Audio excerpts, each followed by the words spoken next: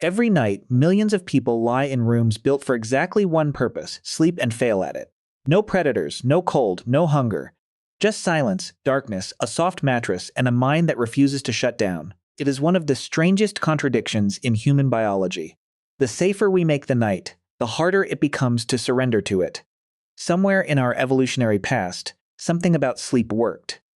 We just don't fully understand what. So instead of asking why modern humans sleep so badly, let's ask the opposite question.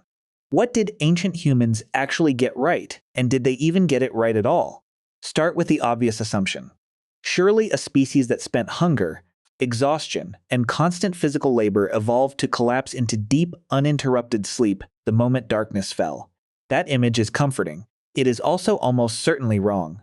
When researchers studied communities still living without electric light, small-scale societies in Tanzania, southern Africa, and Bolivia, they found something unexpected.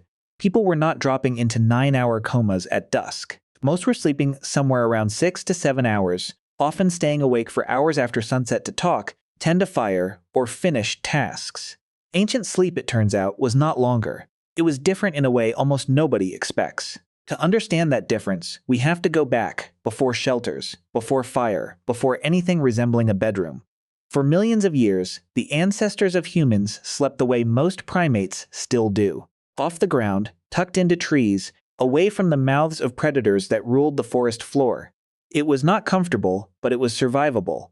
Then something changed. Our lineage began spending more time on the ground, walking further, gathering in larger groups, eventually controlling fire. The ground offered space and cooperation. It also placed a motionless, unconscious body directly inside a landscape full of things that hunted at night. A sleeping human on open ground was not intimidating. It was an opportunity. This is the part rarely mentioned in the popular version of this story. Sleep, as we know it, could not have evolved as a private biological event. It had to evolve as a group project. Fire changed everything, not just by offering warmth, but by creating a shared point of vigilance.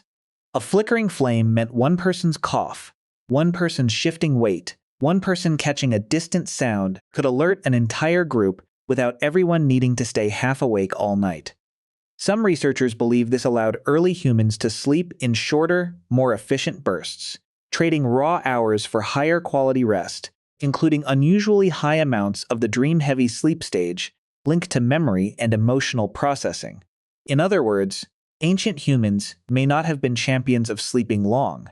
They may have been champions of sleeping efficiently, because inefficiency around a predator-filled landscape had consequences nobody wanted to test twice. Here is where the mystery gets physical evidence instead of guesswork.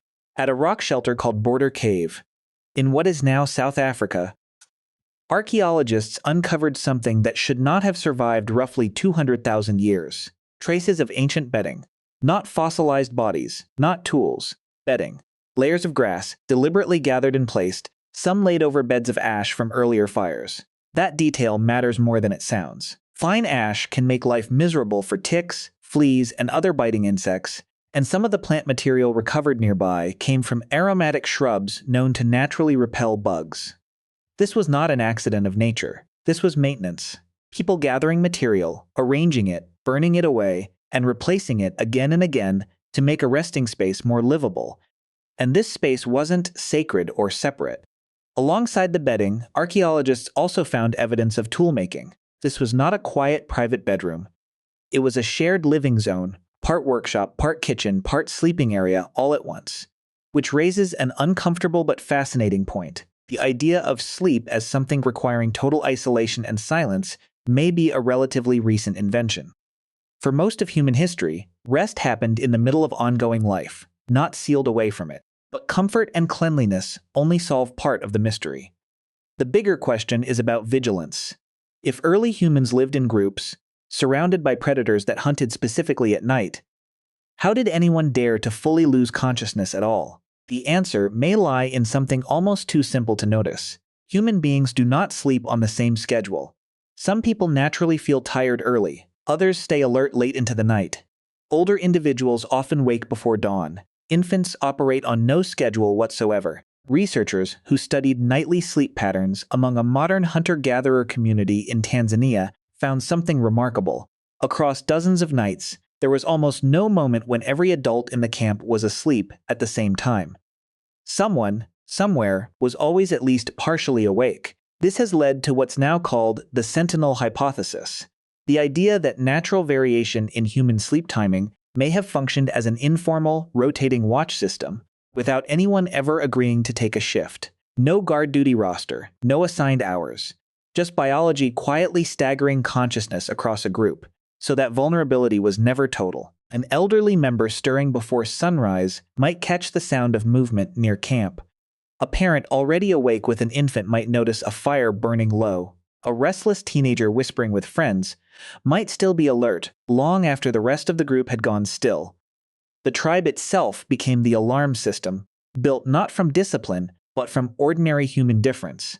This is where the modern mystery starts to make uncomfortable sense.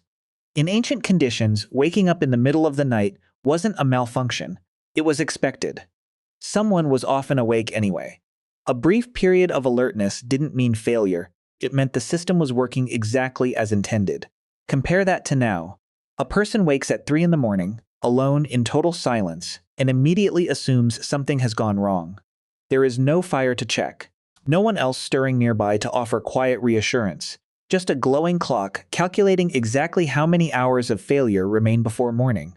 None of this means prehistoric nights were peaceful. They almost certainly were not.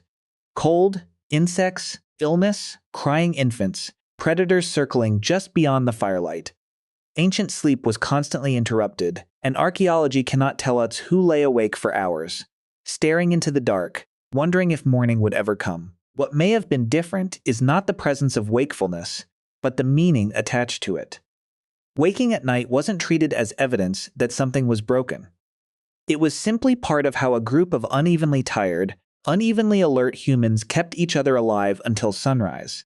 Modern life removed almost every physical danger from the night, and, in doing so, may have removed the psychological permission to relax into imperfect sleep. We lie still after barely moving all day.